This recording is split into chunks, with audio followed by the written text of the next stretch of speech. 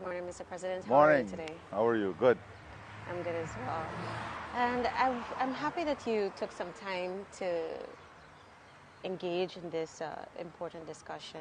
Before I get into some of the substantive questions, we've heard a lot about the plans to rescue Georgetown. We've seen some comments from the citizenry. Have you also been receiving that kind of positive feedback? Yeah, since we spoke about the plans to rescue Georgetown, we've had a lot of positive feedback. And look at the beauty of Georgetown, when you look at Main Street, and it is this upkeep of Main Street and the rest of the avenues and streets in Georgetown that we want to embark on, having a clean city, a green city, a city that is safe also, because safety is an important part of building a sustainable city. And this is all in keeping with our overarching goal, and that is to position Guyana as a major tourism destination, as a safe destination, as a green destination, and our capital city is a representation of the entire country. So the capital city must not only be clean and safe and green, but the capital city must also demonstrate the vibrancy of the society, the culture of the society. It must demonstrate the different aspects of Guyana and what we offer. Similarly, I believe the airport should tell a story when you come into a country. That is why in Terminal 2 you will see the story of Guyana being told. So these are some of the things that are critical to the rescuing of our city, also ensuring that our services, the service delivery aspects on the bus of the city. Mr. President, you're also back from a very important event, and that is the 80th session of the United Nations General Assembly. And this is considered one of the most powerful platforms within which global leaders converge and they discuss very important issues. But on the sidelines of this event, what can you tell us about some of the meetings that have been held and the outcomes expected for Guyana? Well, it's important, and you asked a very important question there, Kiana, because at UN, many people get to see some of the activities and meetings, and they focus only on the General Assembly. But the UN brings together all world leaders. It is the largest gathering of every stakeholder in global affairs. So there are a number of meetings that we're engaged in when we go to the United Nations that are critical for our development, that are critical for the region, and that are important in the way we define our foreign policy. And those meetings are either requested, and some are requested by us. And they're high-level meetings. The foreign minister, the foreign ministry, and other ministers and officials will take different levels of meetings. So at this UN, we had, as usual, we had some all-nighters. We had meetings that cover important aspects of our development. When we talk about food security, the rice industry, looking at the challenges in terms of transport and logistics, security, national security. These are all areas that we would have had bilaterals, talking about biodiversity, climate change. We engage in a number of roundtables and discussion on Guyana's position on various global issues, climate change, energy, security, as I said, the pandemic, the crisis of the pandemic, and these are important. They're important studies that we receive as head of state, receive as a country on all of these areas, and it allows us the opportunity to dig deep within those studies to get critical information, and it helps us to define policies and pursue policies in keeping with these challenges that the world will experience and the system is experiencing. Some are systemic. When you look at the challenge of transportation and logistics, it's a systemic issue that affects country across all geographic space. But understanding how this will play out in the next 12 months and talking to the stakeholders who are directly involved help us to define our policies in a greater way. Mr. President, I know that the topic of climate justice and the importance of halting biodiversity loss were two key pillars in your presentation before the UN General Assembly. Tell us a bit about some of the discussions that were had, if you can give us a little bit more insight on how this Guyana intends to further its cause on these two fronts, and what has been the reception of stakeholders that you've engaged? So, we have engaged stakeholders at the highest level. We started here in Guyana. In 2024, I announced that Guyana will host the Global Biodiversity Alliance. We have been able to form that alliance, so Guyana is taking the lead now on biodiversity, as we have done with forests, and we have cemented our place globally as a responsible country, as responsible people, and taking on bold challenges.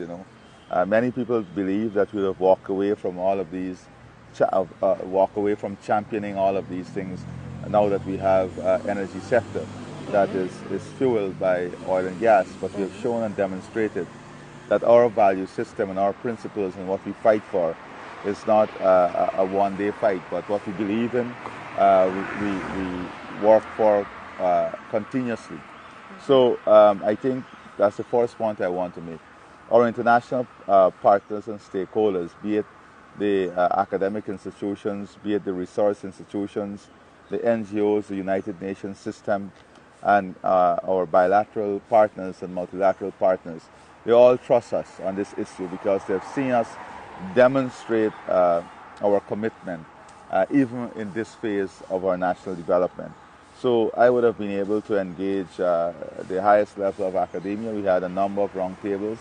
Of course, we had the forum with President Lula on the Forest Forever Fund, which he's launching, and we were able to position our own strategies. As you know, we are the co-chair of the Coalition of Tropical Forested Countries, the FCLP. So we were able to have those engagement with President Lula, engagement with different stakeholders leading up to COP, defining our position going into COP, being able to speak about the outcome of the Global Biodiversity Alliance, right, whether it's at Concordia, with the Clinton Initiative, with Secretary Rubio, and all the other stakeholders from Saudi Arabia and the Middle East, because as you know, the Saudi Arabia and the Middle East are also setting up a market-based mechanism, a payment mechanism for biodiversity services. So we are already engaging with Saudi Arabia, the UAE, and Qatar, some of the partners, as to how we can pursue the opportunities in biodiversity services, especially given the fact that they have already advanced a payment system, a payment mechanism for biodiversity services. Because for us, as you know, this is part of that economic diversification. This is part of building out our economy. So on forest, climate change, biodiversity, we are not a listener. We listen all the time, but we are a leader. And the world recognizes Guyana as the foremost leaders in this sphere. So when we are attending these meetings in terms of climate and biodiversity, we are not attending these meetings as participants. We are attending these meetings with the world and all stakeholders recognizing that Guyana is providing great leadership on these issues. And it is coming at a time also, when there must be a balance in the conversation, because energy, for example, and this was a big debate we had among bilateral partners and all stakeholders. When you look at what is happening in Africa and the high percentage of the population without any access to energy, the levels of energy poverty, and look at AI and digitization, where the world is heading, just like the Industrial Revolution, many countries were left behind because they could not have compete, or they did not have the resources to transition during that Industrial Revolution. Similarly, when you look at what is happening in the world today, it is now the digital revolution and AI driving that. Yes. And many countries will be left behind because countries are still trying to get access to energy, and AI and digitization is powered primarily by large hyperscale data centers. And these require exorbitant amount of energy, tremendous amount of energy. So this energy must come from a source, and we know that energy has to be stable. It has to be like base load energy. So the demand for energy is going to increase at a very, very rapid pace. And so to keep in tune with that demand and nature of that demand, whilst at the same time bringing the huge population set without any access to energy, and those who are suffering from energy poverty, tells us that the energy mix, whilst we are all pursuing renewables and so on, long into the future, the energy mix will require petroleum and natural gas. And we have to have this conversation, recognizing this fact and recognizing that the balance that is needed in the discourse and conversation. And I think that is where the whole debate is going to end up. How do we achieve this balance? What constitutes that balance? And how do we incentivize the system to promote more research, innovation, and technology to reduce the carbon footprint and reduce the impact on the environment that energy extraction take up? And that is, I think many of the big players and stakeholders are also working with this in mind. So climate change invariably is linked to the conversation on energy. And then you speak about climate justice, and this is a concept, this is a major concept that many countries are discussing. There is, of course, as you know, President Trump's speech was interesting from many perspectives. And on climate also, he made some remarks. He had some remarks there that need to be taken into context also. And this is what I've been saying for a very long time. You know, there extremism from all sides of the equation. Mm-hmm. And what the world needs, and I think this is where we go, when we have different positions, we come together and come to a balanced position. On the other hand, you have persons who are extreme on the climate side. So how do we arrive at this balance? And I think that is where the United Nations and institutions of multilateral nature must lead the discourse. It must not be this against this. It must be how we bring these two positions into the center, and that is the role Guyana wants to play. And we can play that role by demonstrating, not only from a theoretical perspective, but from a practical perspective as to how we bring that balance. And brings me back to climate justice. In the Caribbean, as you know, and I can speak, and the Pacific, we are perhaps the most, I would say, trusted voice to speak on climate justice, because here we suffer the most with climate events and the impact of climate change. And climate justice involves also the access to financing.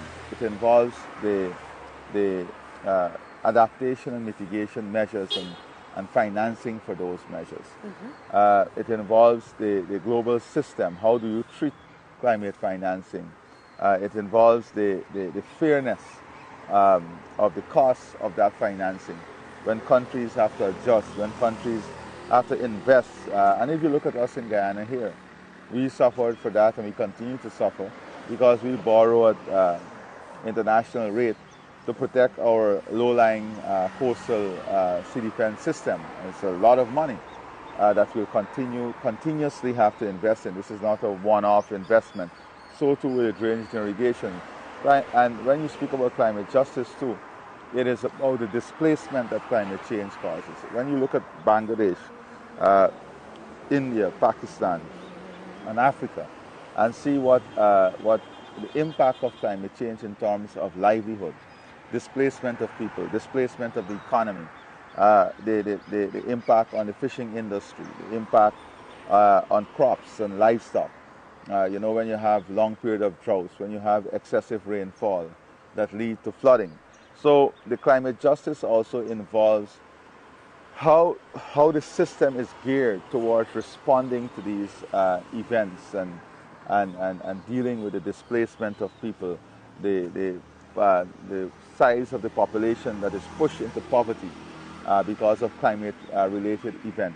So this is the totality of the climate justice conversation, and how do we address this conversation from a multilateral perspective and from a perspective in which we address the core of the issues and deal with the challenges. Mr. President, a number of countries would have articulated their concerns about emerging issues in the years to come. And of course, Guyana does not operate in a silo. We do have to pay attention to some of these issues. And you spoke about, in your address, about how conflict is impacting issues such as food security. But in addition to food security, what are two other emerging challenges that you believe Guyana will be keeping its eyes on as the new world order settles in? Oh, and I like how you put that, Kiana, because in 2024, a number of leaders were speaking about this new world order. Mm-hmm. But I think that on the surface of it, the world is very troubled. And we live on the very troubling times on the surface of it. But when you dig deep, when you look deep into what we are able to achieve towards the world, there are so many bright spots and so many changes that is occurring that will change forever the way change forever the way in which we deal with many challenges. When you look at the level of innovation and technology in dealing with healthcare, in dealing with education, in dealing with physical infrastructure, in dealing with the human capital, it is amazing to see the successes that the world is achieving and our innovators are achieving. So there's a lot of bright spots, but we're so caught up in the challenges of the world. When you look at conflicts, as you said, right, whether it's Somalia, what is happening in Haiti, what is happening in Palestine, and all of these issues we spoke about. There are also emerging conflicts and tensions. Yes. And when you look at the emerging conflicts and tension, it is very troubling, because a lot of the emerging tensions and conflict are in areas that are important for global supply of food and global supply of services. When you have these conflicts and wars, and transportation routes are cut off, or trading routes are cut off, it affects the global system. Mm-hmm. And that is why sometimes, if we think in silos, we don't understand the complexity of the environment the country is operating in. And then you look at conflict from a physical perspective. But also we have to deal with what I think is the era of disruption. Mm-hmm. And disruption brings with it also some positive things. You can have institutional change in disruption. You can have improvement of the system. There's a reevaluation of the system to see whether the system is working, where the weaknesses are. So if you look at the international trade system now, there's a lot of disruption that is taking place. Mm-hmm. The debate on tariffs.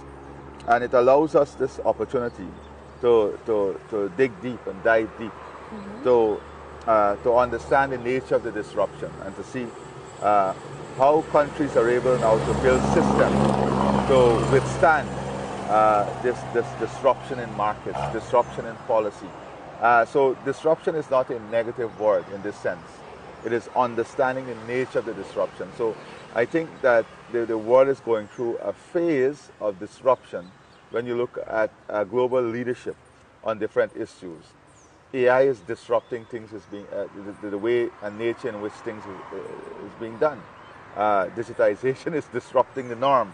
And if you can't adapt to these things, then you will not be able to be competitive. That is why we'll be building out an AI and digitized infrastructure, not only for Guyana, but for the region, that will be second to none.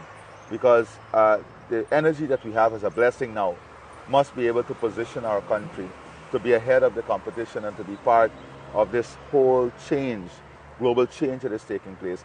Multilateralism itself is being disrupted to the extent that many people are questioning whether globalization is still relevant. Yes. But these disruption allows us the scope and opportunity to evaluate even the question about the benefits of the United Nations and you know, at 80, whether the United Nations has really fulfilled its mandate. But sometimes we have to all remember that the United Nations can only fulfill its mandate if all of us as nations and members of the United Nations fulfill our mandate. And our mandate to promote peace, to promote equity, to promote a global system that does not expand inequality but brings countries closer together. So I think that the global system would be tested, and we have to ensure as a country that we remain relevant in this period of disruption.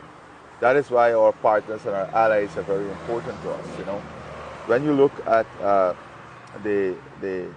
where Guyana is heading, where our economy is heading, the nature of the investments in Guyana, and our geographic location, we are very clear on how we support our partners, how we support our allies, and how we will work together with our partners and allies in creating the environment that would ensure the stability, growth, development, security of Guyana and this region.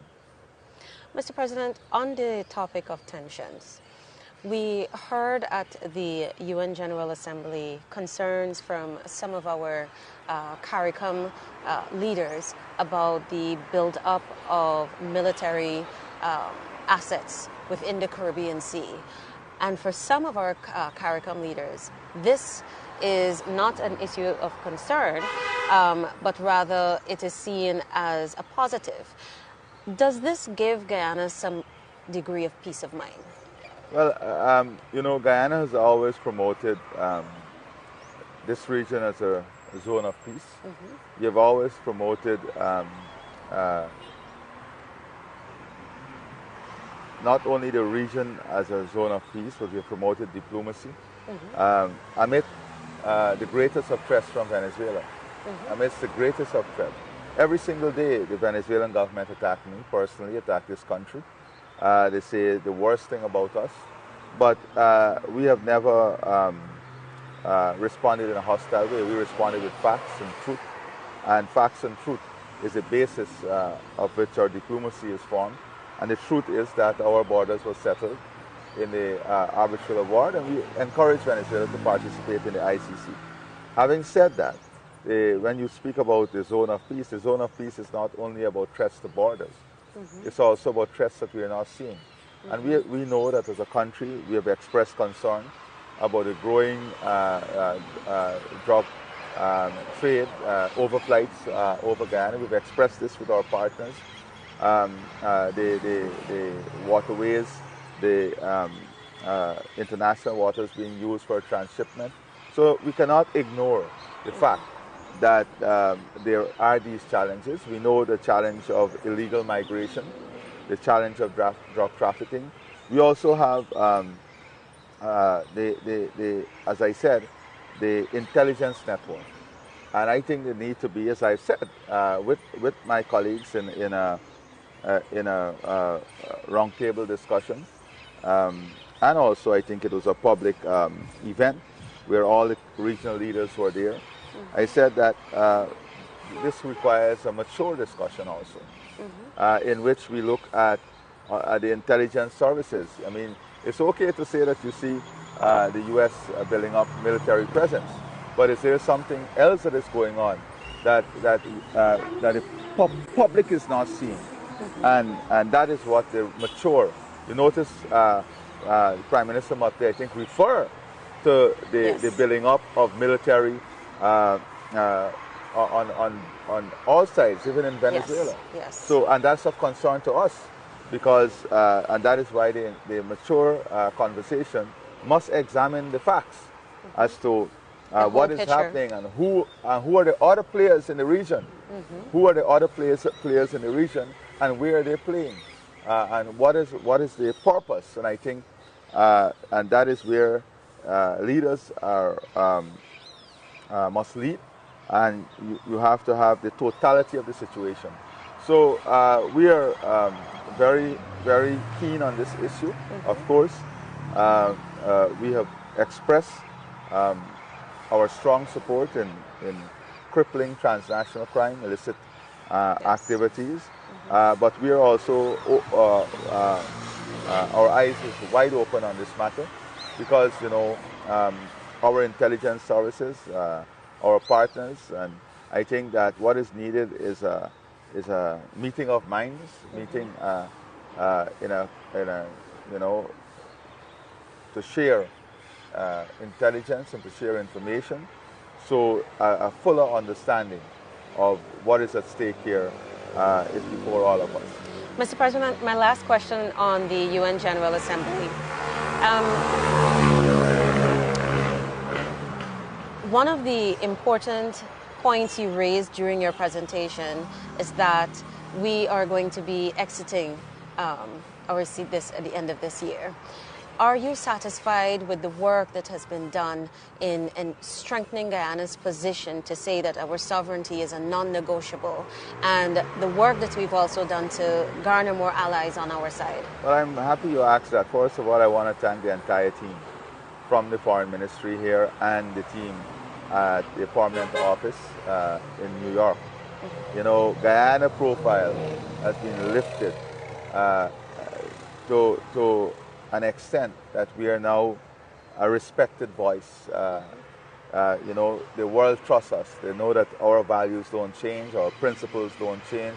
Our position is based on what is best for humanity, what is best for peace, what is best for the world.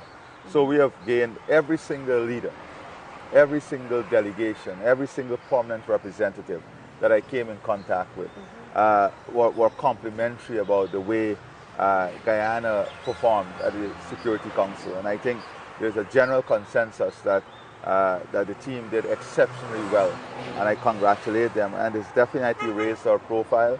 It has definitely earned us more friends. It has definitely positioned us in better light in our own challenges.